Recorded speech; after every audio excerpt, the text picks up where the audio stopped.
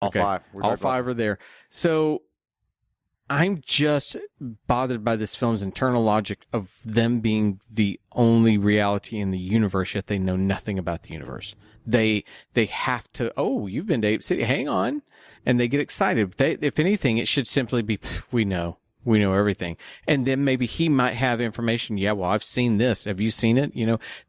That's what should occur. It should prove they aren't that. If he had said they're riding to battle, yes, anything bingo, like that would have been like, all right, now we need to know. We need to talk to you. He doesn't know they're riding to battle. He was being chased by. But he knows they were doing military operations. I mean, he saw all that. He saw them preparing for something. Okay, they're training for battle. Did you know they're training for battle? Because, no, we didn't. Why would they be coming to battle? I can go to a military base and see people training. That doesn't mean they're getting training for battle. But it doesn't training to actually go out and march. It doesn't matter what their intent is that he needs to know something they don't know.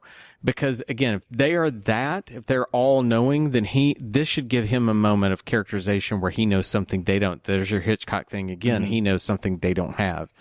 And that creates the dramatic tension between them. But instead, as much as I really do like the moment, I don't quite understand why they get excited about Albuquerque. Right. So we get to the very last 10 seconds of this movie, and that's when we finally break with one of these, with specifically Mendez himself, stopping the convergence of questions voices. And says he's right. He only has limited intelligence. We should speak aloud and one at a time. Now, I do find that it is at the convergence of all this where he's going cuckoo pants that finally, we're crowding his mind, get out of his mind. That's a cool thought that goes along with this and that plays well if it had been a little more dramatic where it was he couldn't take it and he was convulsing. I thought it was an interesting choice to have the leader do that. Yes. Something. Yeah. I thought it was interesting they had the leader, Mendez. but he's the emperor or whatever he's supposed to be of this particular society because he has his own bust. Mm-hmm. I just thought it was interesting. He's the one who stopped them. It made more sense based upon the description than I've read in the script that Casplay should have been the one to actually kind of stop them. Yeah. And kind of pull back and say, "Oh, wait, no.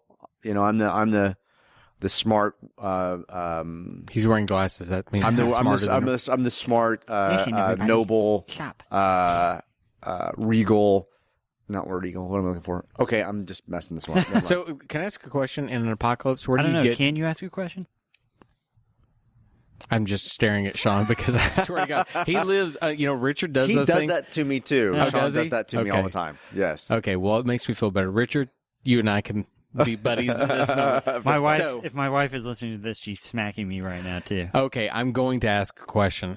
Where do you get sunglasses after a nuclear apocalypse? I don't care if you have telepathy or not. Where are you getting this? I'm not sunglasses, glasses. I'm sorry. Reading glasses. Back in that cave where you found the dead doll from the first movie. Okay, yeah. Well, wouldn't they be all scarred and beat up? And also, if you have telepathy and you can do all these things, shouldn't you just close your eyes because you don't need to see it anyway? Right, it's all in your head. Dude, I am dropping the mic on this shit right here. This movie.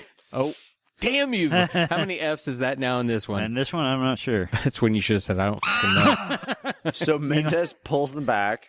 As I'm pulling you guys back. Oh, thank you. Yes, Richard. And that's when Albina speaks as well. Right. And so we are to understand that you were in the city of the apes. And Brent confirms that basically kind of at the end of this minute.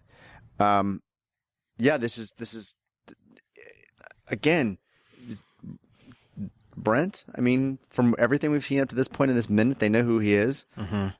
They should know about Ape City Taylor, unless Taylor's been just tight-lipped the entire time and not said anything, which would be unlike Charlton Heston completely.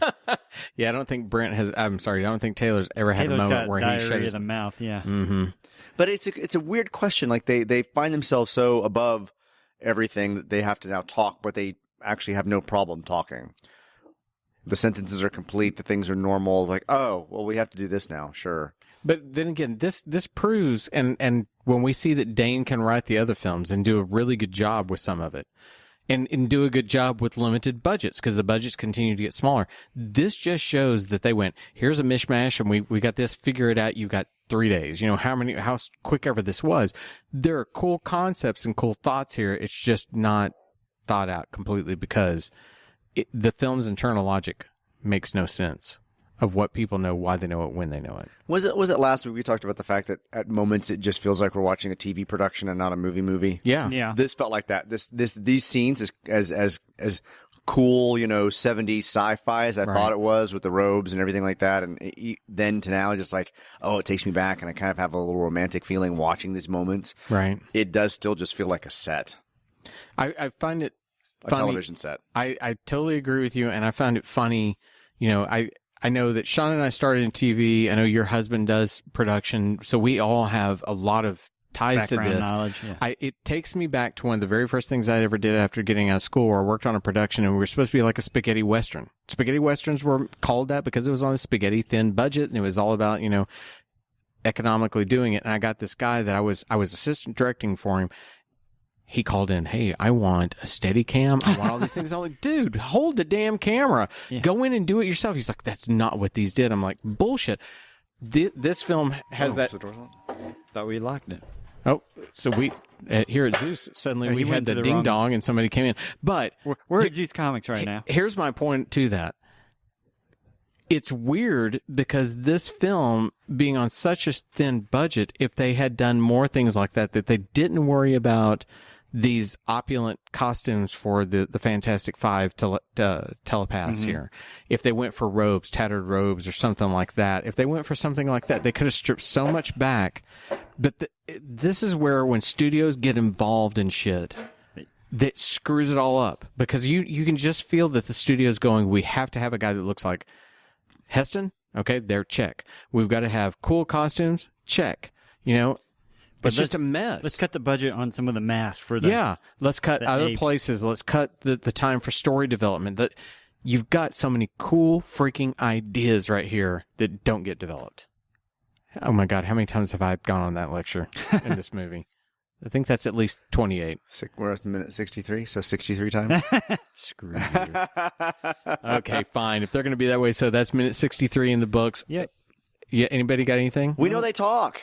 We know they know talk. they We know they talk. I actually Other kinda- talking humans. Yeah. I find a telepath who can talk and then all of a sudden put it in almost unjarring. That when is that coming? That becomes more of a, I don't know what the attack is.